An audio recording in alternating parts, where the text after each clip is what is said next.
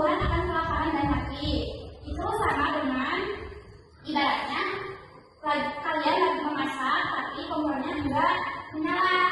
Masakannya akan makan tidak? Tidak, itu sama dengan tumbuhan tanpa cahaya matahari. Lama-lama akan ya, itu jawaban karena kenapa tumbuhan yang diletakkan di tempat gelap lama-lama akan mati ya, karena mereka tidak mendapatkan cahaya matahari.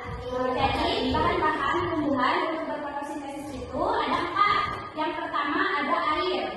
Air diambil dari dalam tanah lalu diserap oleh daun. Itu yang pertama ya, air. Yang kedua karbon dioksida atau CO2, yaitu gas yang kita buang saat bernapas, itu bernama karbon dioksida. Yang ketiga ada cahaya matahari. Yang keempat ada klorofil, yaitu zat yang membutuhkan cahaya matahari. Klorofil terletak di dalam daun.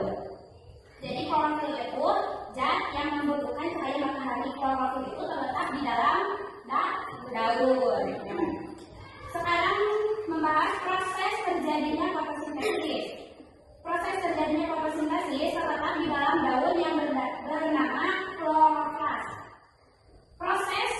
Prosesnya meliputi klorofil menangkap cahaya matahari. Energi dari matahari digunakan untuk menyerap molekul air menjadi hidrogen dan oksigen. Hidrogen kemudian bergabung dengan karbon dioksida atau CO2. Dari hasil fotosintesis tersebut diciptakan energi dan membentuk karbohidrat. Nah, barusan sudah dijelaskan tentang proses fotosintesis. Sekarang Ibu mau bertanya kepada kalian. Pertanyaan yang pertama, apa saja 4 bahan-bahan yang dibutuhkan tumbuhan untuk berfotosintesis? Ada yang tahu? Oh, oke, darah apa?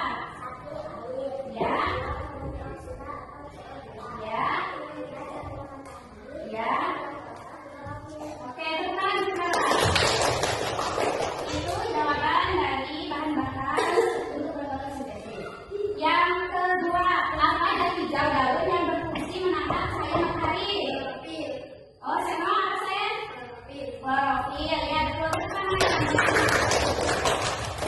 Nah, itu materi tentang fotosintesis ya, yang sudah dijelaskan minggu kemarin dan sekarang Ibu tambahin lagi. Baru saja. Nanti, oke. Jadi fotosintesis itu adalah proses pembuatan makanan oleh tumbuhan dengan bantuan cahaya matahari. Tumbuhan memiliki 4 bahan untuk berfotosintesis. Yang pertama air, yang kedua karbon dioksida atau CO2, yang ketiga cahaya matahari, yang keempat klorofil ya, itu jelas sedikit. Sekian aja ya pembelajaran pada hari ini. Terima kasih atas partisipasinya. Semoga hari ini bermanfaat untuk kita semua. Untuk mengakhiri kegiatan pembelajaran pada hari ini, kita berdoa terlebih dahulu.